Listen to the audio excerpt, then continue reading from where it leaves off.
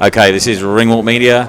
We're lucky to be down here in London at the O2 this week. We've got a legend of broadcasting in front of us. Oh, stop. ADE OLADIPO, how are you, sir? I love the hat, mate. Hey, I've kind of making a thing of these. It's I basically like because it. I'm bored. So I need some sort of hat. And I feel like a cap is not professional enough. A beanie doesn't really cut it on broadcast. This ticks all the boxes. And you've got the salt and pepper Got going salt on and that. pepper, which I'm very proud of. You and Very me proud. both, mate, to be fair. Listen, big week here. Josie Parker, Fabio Wardley, amongst other fights, of course. But the big one is a must-win for both of them, right? Yeah, more must-win for Joseph. I think he kind of said it, didn't he, to Fabio, that it's okay to lose. And obviously, look, Fabio wants to remain unbeaten. And who knows, right?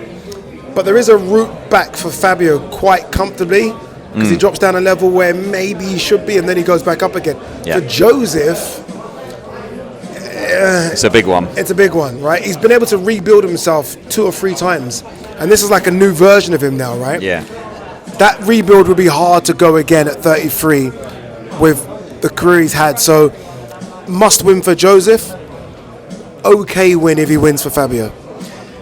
The thing I've noticed about Joe, and we all know Joe because we've seen him for a long time, his mental state right now, he's the sharpest he's ever been. Where do you think he's getting that? Is that Andy Lee, the Andy Lee effect? I think so. It's the Andy Lee effect. It's the Lockhart effect. It's the effect of beating Wilder, Zhang and Bacoli. Like, if you can't be there after beating 3 boogeymen of heavyweight boxing, then I'm sorry. You're never going to get confident. That should give you so much confidence. So I think it's a case of I am the second best heavyweight in the world. And if you don't believe me, look what I've just done to everyone. So I think that's where he's getting his confidence from. And also it's longevity. I mean, you go through the list of fighters he's beaten. It's ridiculous. I mean, win or lose, he's fought everyone not named Fury Usyk. Like, he literally done the whole resume. Yeah. And that deserves some credit. So I think that's where he's getting his confidence from. Something that's been overlooked. We're all saying Fabio Wardley can bang. Well, hang on. He took out Deontay Wilder, who was probably the most feared puncher in the heavyweight at that point. Do you think he's got that in his locker? Do you think that he's like, listen, Fabio can punch, but I've taken out Wilder? Yes. And not only that, but it was almost like the way he went into the fire with Wilder. Yeah. It wasn't like he cowered away. It was like, okay, I'm going to wait for you to make a mistake. It was like, no, I'm going to go straight to you. Straight in the headlights. Straight, exactly. So I think that kind of fear of being with a puncher, I don't think it affects him. And look, he's been in there with Zhang, and Zhang can hit harder than Wardley, arguably. Like, Zhang can really crack. Yeah. So I don't think he has that fear of being in there with punchers. But Cody can punch.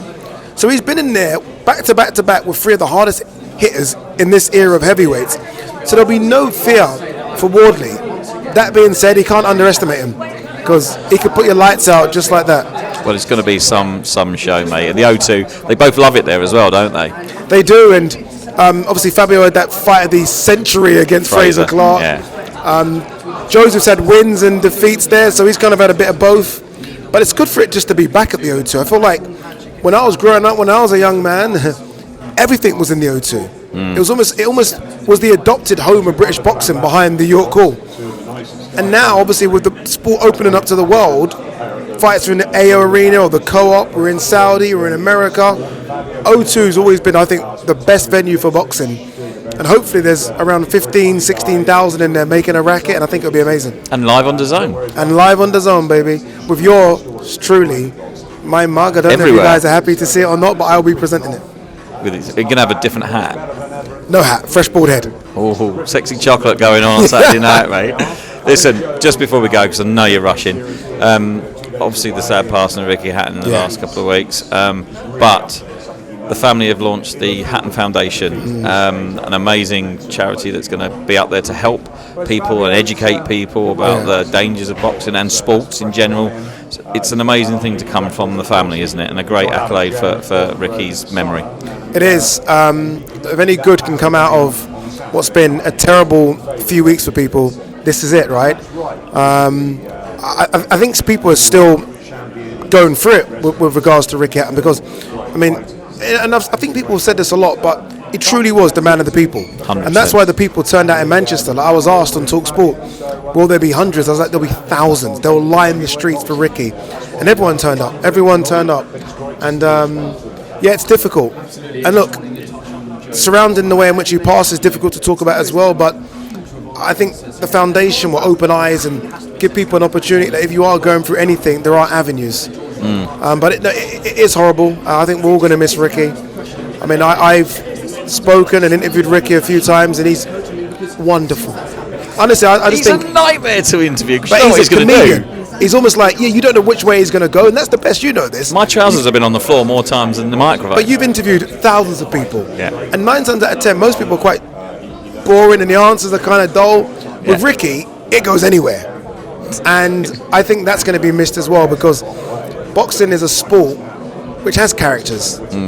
We don't have many anymore, but it's built on characters, and it's a shame that we've lost one of the biggest, if not the biggest. But we've still got good characters in boxing, including yourself. Yeah, indeed. And we're very grateful for your time. So I know you've got to go. Have a beautiful, beautiful day, and we'll see you on Saturday, mate. Thank you very much, my man. Thank you. Mate.